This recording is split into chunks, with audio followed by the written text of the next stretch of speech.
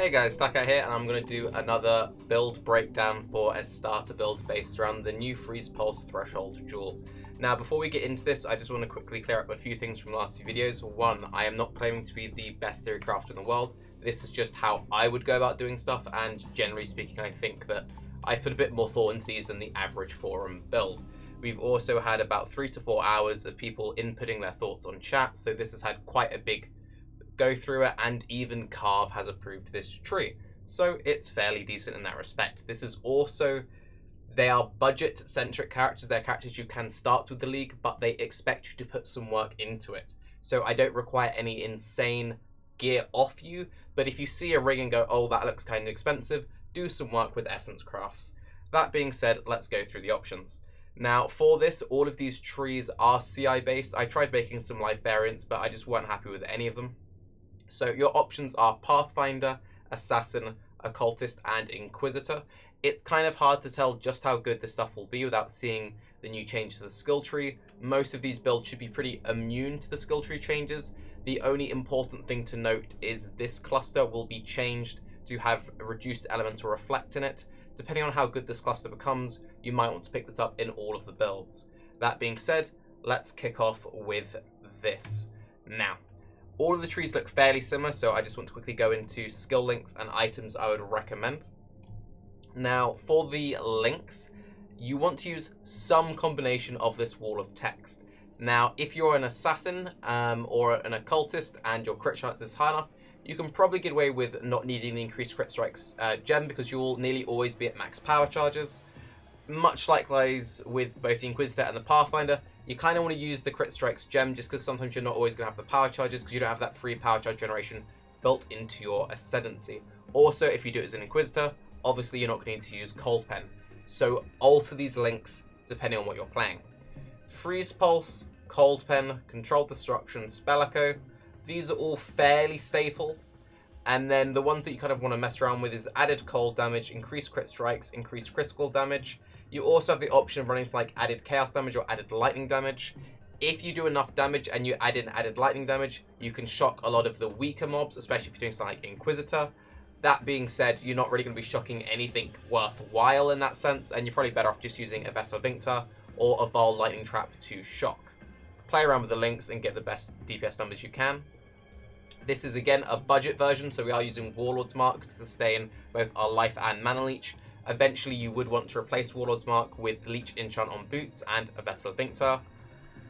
Blasphemy, Frostbite, Warlord's Mark. If you're an Inquisitor, you can drop the Frostbite for either Temp Chains, Enfeeble, or Assassin's Mark. Pick what setup you want. And Discipline, because this is a CI build. Orbital Storms, Power Charge and Critical, casting damage taken and Mortal Cool. Drop Orbital Storms with Power Charge on crits for single target. Keeps your steady charges going. Casting damage taken and Mortal Cool, pretty self-explanatory. Frostbomb. I'm not too sure about this, but you can drop Frostbomb to debuff resists. You could try doing something with Frostbomb Trap Cluster Trap to just throw it into a room and then do your Freeze Pulse action. You might just want to self-cast it manually. You might not want to use it at all. Play around with Frostbomb. It is a way of getting extra Cold Pen on the non-Inquisitor options. And then Vile Discipline, increased duration, Vile Lightning Trap, and then depending whatever movement skill you use, throw that into the remaining links. Now for items, I haven't done anything too crazy with the items. The hardest item to get in this entire setup will be the Victario's Acuity. The Victario's Acuity is really nice, even in the Ascendancies which get power charges. So with Occultist and Assassin, you nearly always have pretty easy access to power charge generation. That being said, you do get proj speed per frenzy charge and proj damage per power charge. It also gives you some dex, which is kind of nice, and it just gives you very easy charge generation. The other unique amulet that I would highly recommend for this build is Kurui Ward / Kurui Charge. Again, Freeze Pulse has a longer range the more proj speed you have, and the more proj speed you have, technically the more damage you do, because Freeze Pulse does have a damage drop-off. So proj speed is very, very important. Now, a Kurui Charge is an upgraded Kurui Ward, and it gets an additional 20% attack speed on there. If you're using Shield Charge, this is really nice mobility. It gives you attack speed, it gives you movement speed, it gives you projectile speed, it gives you flat strength, it gives you flat dex, all really nice from a stat requirement point of view, and it's very cheap, so you can spam corrupt these in trying to get like a +1 curse. Kurui Ward is obviously the much easier one to spam corrupt, and if you're not using Shield Charge, this is better for you than a Kurui Charge, because obviously you don't need the attack speed. Basically, two very good budget options for getting Vile Corruptions. You could use Brynrot Whalers if you want to, just get a little bit of extra damage and the immunity shocked ground. I do recommend just rocking Rainbow Strides as a nice budget pair of boots. We do run a Roomies in this build if you can get your hands on one. If you can get a Legacy Roomies, then PogChamp, but let's not plan around that. It's just a way of getting a fairly cheapish pair of boots which have all res, they have some mana on there, and they give you a little bit of spell block. We're using Valerium for stun immunity. You can drop this, you can run stun immunity on boots, you can run Sheila, mix and match, just use whatever you prefer, guys. Dewedries for cheap Dual Curse and Tricurse on the Occultist. And then it's Ziri's Promise, Roomies, nothing too special. Very budget option, very underrated. So Conqueror's Potency gives you increased curse effect, we are Dual Curse, Tricurse in the Occultist version, and increased Flask Effectiveness. Flask Effectiveness is good for everything. Particularly good for the Pathfinder, particularly good for the Occultist variants because they're so focused on Flasks and Curses respectively. And the increased effect makes your discipline slightly better. And 1 energy from within. These two empty sockets are where you'll put in your Freeze Pulse Threshold jewels. That is the gear worked out. You can see this is worked out with a heavy belt, not a crystal belt. We're doing this very, very budget. Some people complained that we had high expectations of the gear on the previous two builds, so I'm going really low down, just going for tier 3 rolls. Boom, fingerless silk gloves, not even a good implicit one, with decent ES, nothing crazy. 700 ES chest, nothing that insane, tier 3 rolls.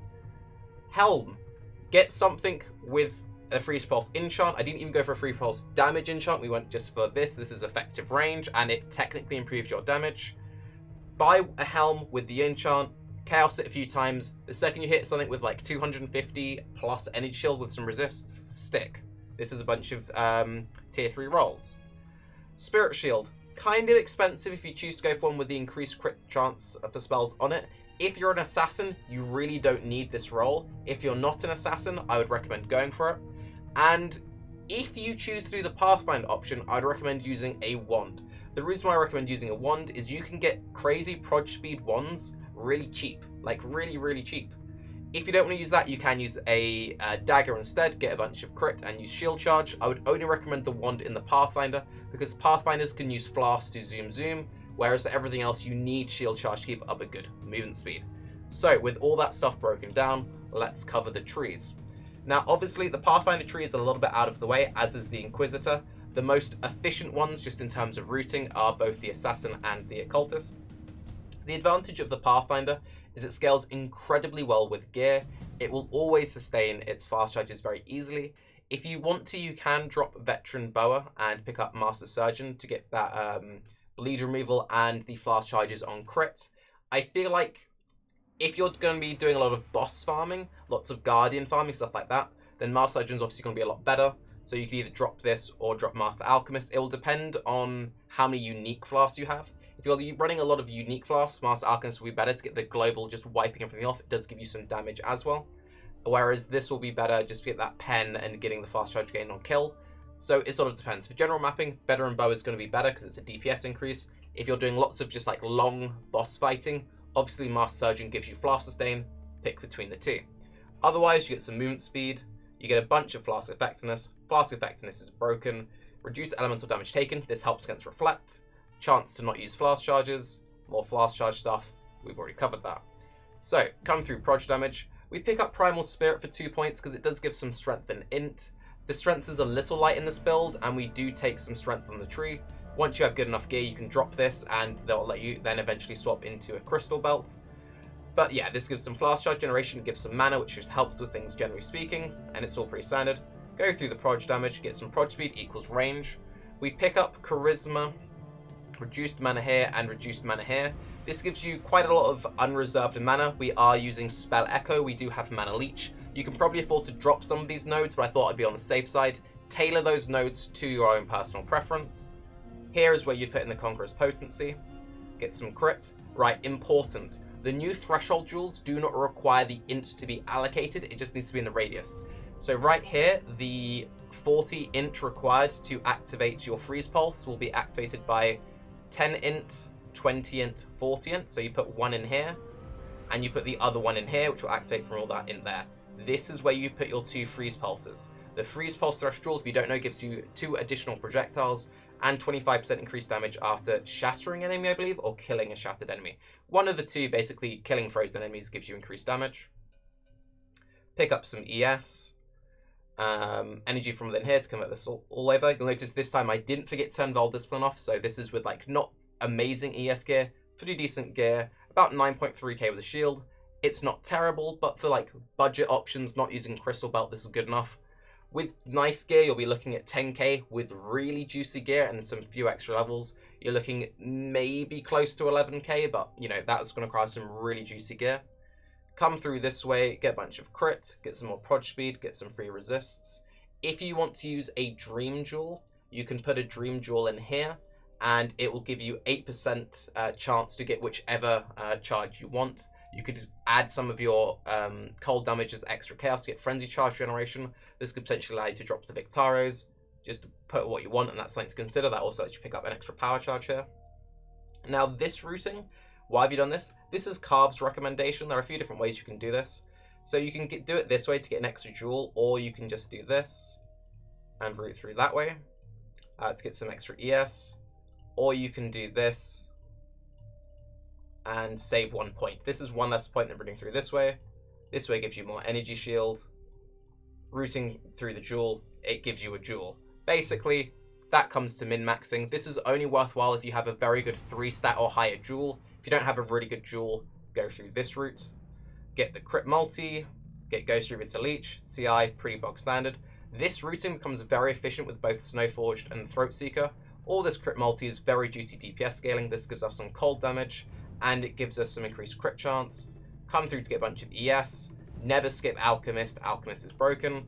Power charges, crit. Basically, it's a pretty straightforward tree. And probably what I would pick if I was to play this build. This is the Assassin version. The Assassin version, I still choose to come down to get Ballistic Mastery, just to get that prod speed, and also pick up Primal Spirit, just to help with some stat requirements early on. You can choose to drop these points if you want to.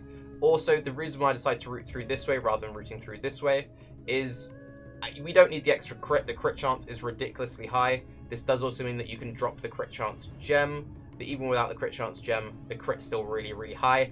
And Path of Building doesn't calculate Diamond Flask correctly. We actually have more crit than this. So the crit is really, really fucking high. Keep that in mind. So I come through this way. This gives more mana. Mana should definitely not be an issue on the Assassin if you're running Warlord's Mark. No way at all mana should be an issue with this setup. Come through, all pretty straightforward.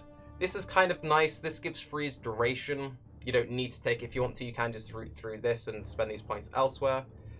I pick up a jewel here because we need a way to activate our second threshold jewel.